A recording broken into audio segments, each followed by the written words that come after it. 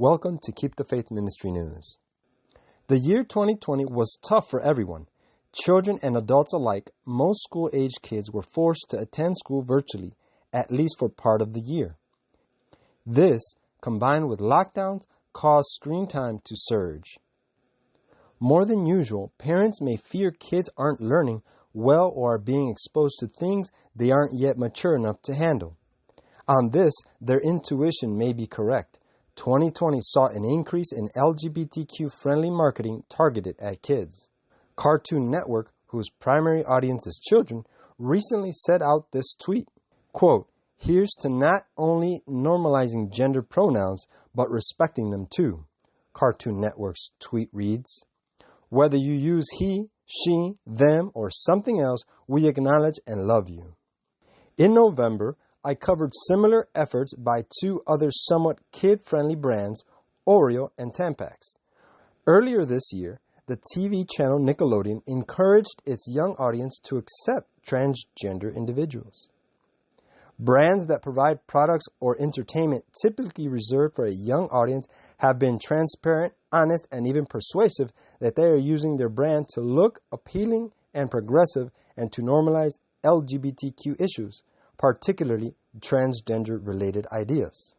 Twisting language to communicate political groupthink is hardly a new concept, but it has been a hallmark to capitalizing on LGBTQ movement's primary goal, forcing others to accept these individuals to the point where they are not just equal to others, but entitled.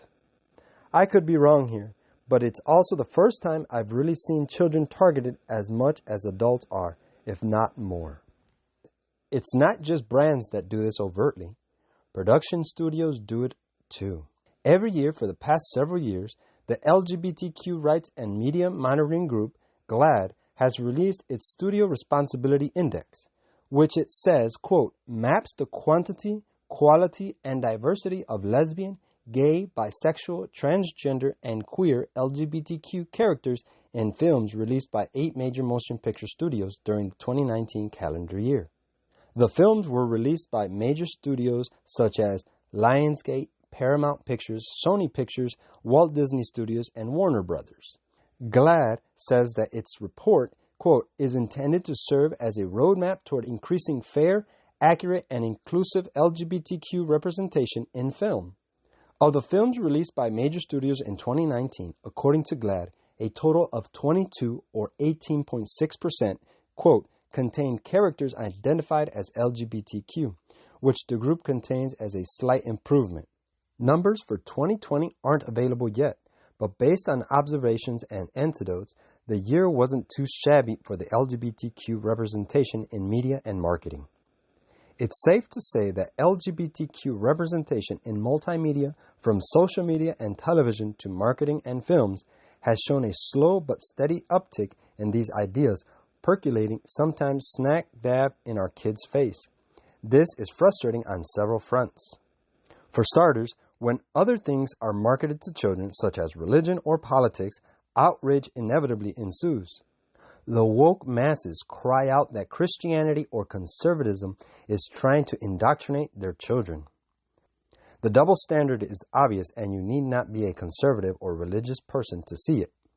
All this LGBTQ representation via brand marketing or entertainment could make a child think that these ideas are normal, healthy, and exist happily everywhere. This could not be further from the truth. The transgender youth population is relatively small, although it's rapidly increasing. In June 2019, a Gallup poll reported that Americans greatly overestimate the size of their gay and transgender population. That trend reinforces the thesis by Wall Street Journal writer Abigail Shrier, author of, quote, Irreversible Damage. The transgender craze seducing our daughters, that transgender ideology is acting more as a contagion than a closeted social norm waiting to break free. The transgender youth population is also at increased risk for depression and suicide, despite its ability to live freely because of non-discrimination laws. To socially or medically transition and to force others to use their, quote, correct pronouns, Debilitating unhappiness in a free country suggests that the issue may not be bigotry, but the application of a failed cure because the illness is misdiagnosed. In a year when more young people were online, glued to screens more than ever before, it's discouraging to see the persistent and consistency of brands and entertainment targeting children and youth and encouraging normalizing of LGBTQ concepts among those precious resources.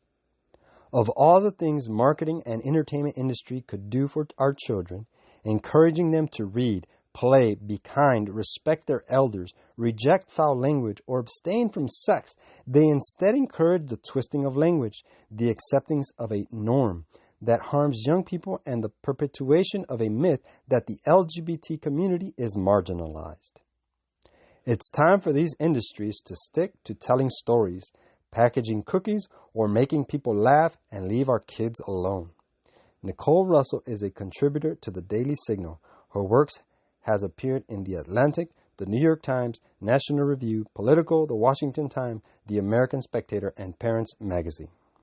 Quote, likewise also as it was in the days of Sodom, Luke 17:28. This is Keep the Faith Ministry News. Thank you for watching.